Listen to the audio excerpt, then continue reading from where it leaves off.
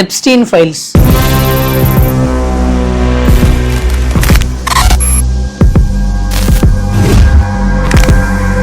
Epstein files வந்து ஒரு 4 நாளைக்கு முன்னாடில இருந்து பயங்கரமா நியூஸ் சேனல்ஸ்ல, ட்விட்டர்ல, இன்ஸ்டால எல்லாருமே இதை பத்தி பேசிட்டு இருக்காங்க.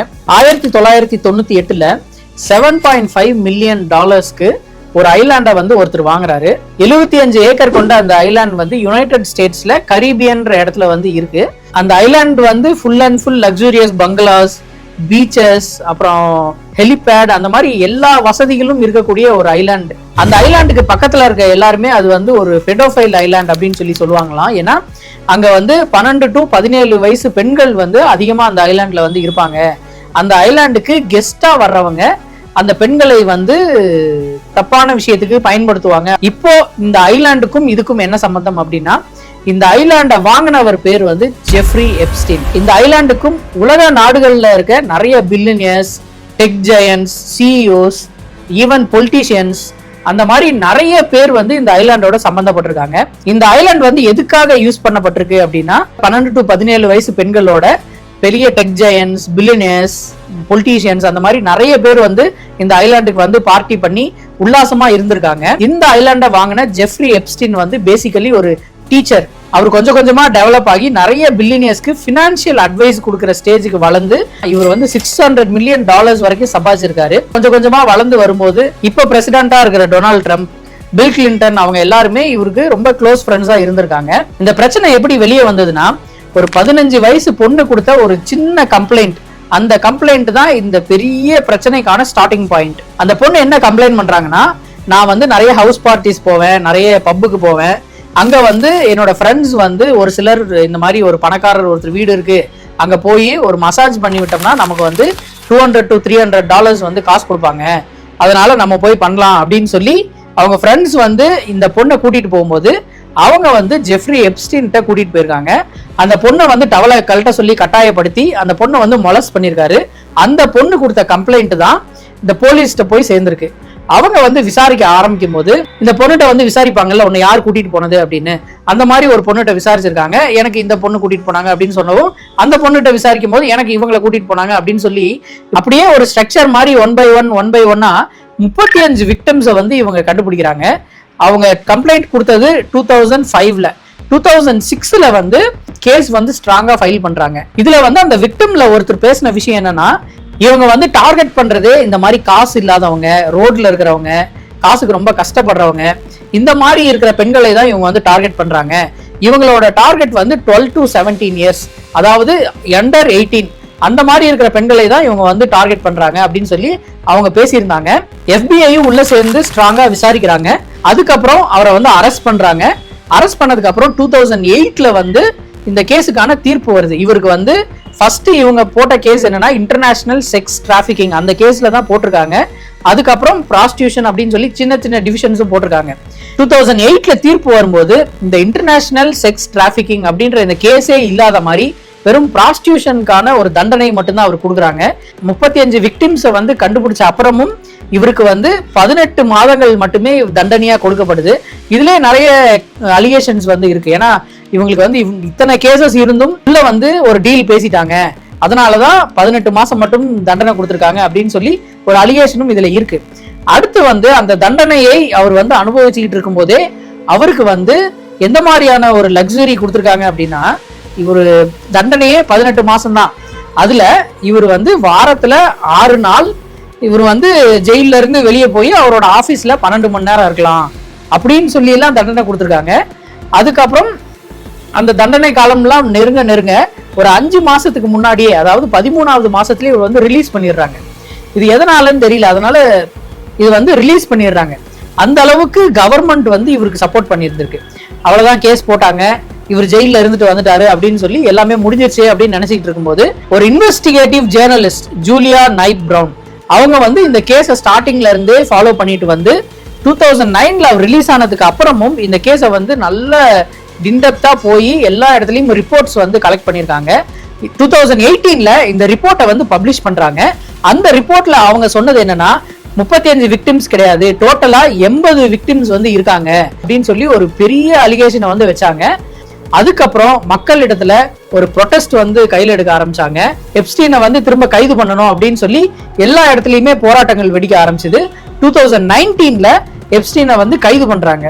கைது பண்ணி அவருக்கு வந்து இன்டர்நேஷனல் செக்ஸ் டிராபிகிங் அந்த கேஸ் மூலியமா 45 இயர்ஸ் வந்து தண்டனை கிடைக்குது. எப்ஸ்டீன் வந்து ஜெயிலுக்கு அமிச்ச கொஞ்ச நாட்கள்ல அவர் வந்து சூசைட் பண்ணிட்டாரு அப்படின்னு நியூஸ் வருது. அதுக்கப்புறம் நிறைய வீடியோ எல்லாம் ரிலீஸ் பண்ணாங்க. அவர் வந்து ஜெயில இருக்கும்போது அவர் மட்டும் தான் ரூம்ல இருந்திருக்காரு, வேற யாருமே இல்ல. அந்த டைம்ல வீடியோ எல்லாம் ஆதாரம்லாம் இருக்கு. ஜெயில இருக்க ஏதோ ஒரு போர்வையை யூஸ் பண்ணி தூக்கு மாட்டிக்கிட்ட மாதிரி எல்லாம் இருந்துச்சு.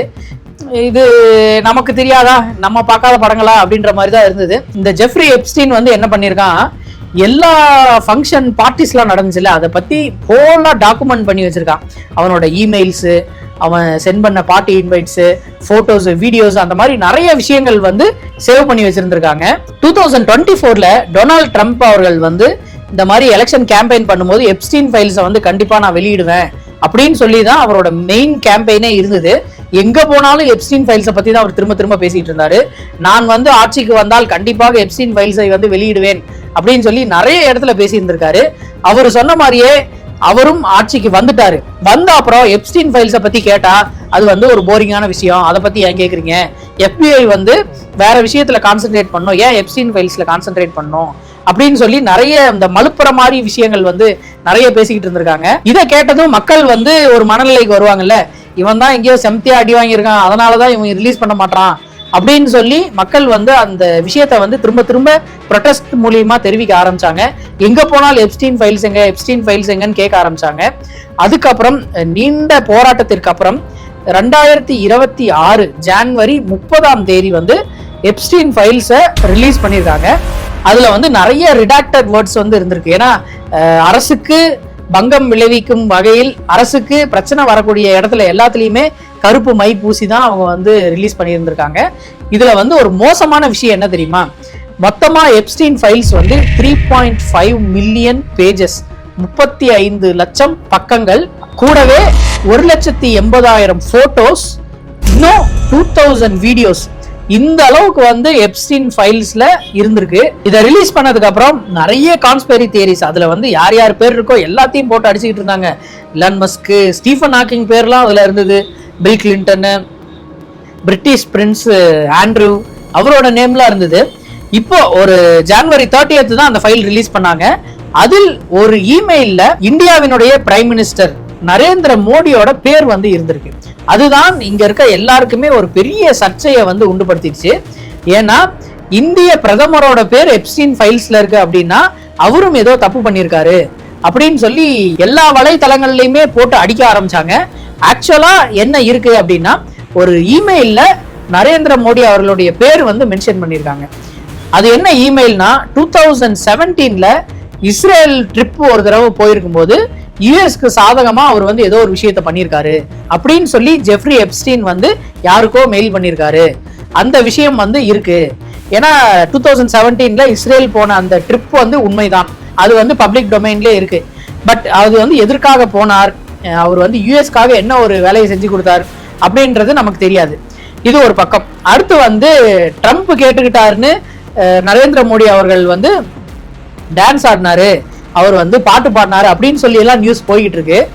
இது ஒரு பக்கம் இருக்கட்டும். இப்போ ஜனவரி 30th வந்து அந்த ஃபைல் ரிலீஸ் ஆச்சு. அது அடுத்து கடகடன்னு ஒரு 2-3 நாள் தான். 3ஆம் தேதி வந்து ஒரு நியூஸ் வருது, அமெரிக்காவும் இந்தியாவும் சேர்ந்து நிறைய விஷயங்களை வந்து டீல் சைன் பண்ணியிருக்காங்க அப்படின்னு சொல்லி நியூஸ் வருது. அதுல முக்கியமா நம்ம பார்க்க வேண்டிய விஷயம் என்னன்னா, அமெரிக்கா வந்து இந்தியாவுக்கு 50% வரி வந்து விதிச்சிருந்தாங்க. ஏன்னா நம்ம வந்து க்ரூட் ஆயில் ரஷ்யாட்ட இருந்து வாங்குறோம் அப்படின்றதால 50% வந்து டாரிஃப் போட்டிருந்தாரு. அதை 18% கம்மி பண்ணியிருந்திருக்காங்க. அப்புறம் இந்தியா வந்து யுஎஸ் ப்ராடக்ட்ஸ்க்கு 0% டாரிஃப் வந்து போட்டிருந்தாங்க. இதை கேட்கும் போதே நமக்கு வந்து என்னையா சொல்றீங்க அப்படின்ற மாதிரி இருந்தது. இதுல ஹைலைட்டான விஷயம் என்னன்னா, இந்தியா வந்து யுஎஸ் கிட்ட இருந்து நிறைய விஷயங்களை நாங்க வாங்குவோம் அப்படின்னு சொல்லி 500 பில்லியனுக்கு டீல் சைன் பண்ணியிருக்காங்க, இன்க்ளூடிங் அக்ரிகல்ச்சரல் ப்ராடக்ட்ஸ்.